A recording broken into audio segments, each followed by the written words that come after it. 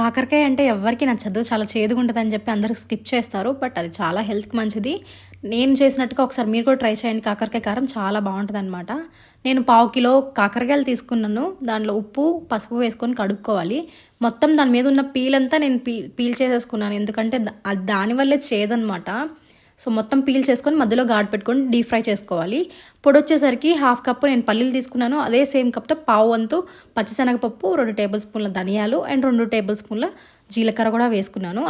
అది అంతా ఫ్రై అవ్వాలి, సిమ్లోనే ఫ్రై అవ్వాలి. దాంట్లోకి ఒక పెద్ద సైజు చిన్నులపై కూడా నేను వేసుకున్నాను. అది మొత్తం అయిపోయిన తర్వాత పక్కకు తీసుకొని దాంట్లోకి హాఫ్ చిప్ప కొబ్బరి చిప్ప మొత్తం వేసుకొని ఒక 10 నుంచి 15 ఎండుమిర్చి వేసుకొని డ్రై రోస్ట్ చేసుకున్న తర్వాత మొత్తం అన్నిటిని దంచుకోవాలి. లేదంటే మీరు మిక్సీలోనే వేసుకోవచ్చు. దాంట్లో కొంచెం కల్లుపు వేసుకోండి టేస్ట్ కోసం.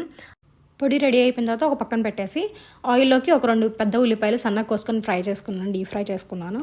దాంట్లోకి ఒక 2 పచ్చిమిరపకాయలు, కొంచెం కరివేపాకు వేసుకొని ఫ్రై చేసుకున్నాక మనం ఇందాక ఫ్రై చేసుకుని పెట్టుకున్నాం కదా, ఆ కాకరకాయల్లో మనం దంచుకుని పెట్టుకున్న పొడి అంతా పెట్టుకొని ఆయిల్లో ఒక 5 మినిట్స్ ఫ్రై అవ్వనివ్వాలి. అవి ఫ్రై అయిన తర్వాత మనకి మిగిలిన పొడి ఉంటుంది కదా, ఆ పొడిగా మనం దాంట్లో వేసుకొని ఫ్రై చేసుకోవడమే. మీకు సాల్ట్ తగ్గితే సాల్ట్ యాడ్ చేసుకోవచ్చు, కొంచెం కారం కావాలని యాడ్ చేసుకోవచ్చు. ఇలా చేసుకొని మనం 1 వీక్ స్టోర్ చేసుకోవచ్చు. చాలా బాగుంటుంది. ఇలా ఒకసారి ట్రై చేయండి. మీకు నచ్చితే లైక్ చేయండి, షేర్ చేయండి, కామెంట్ చేయండి.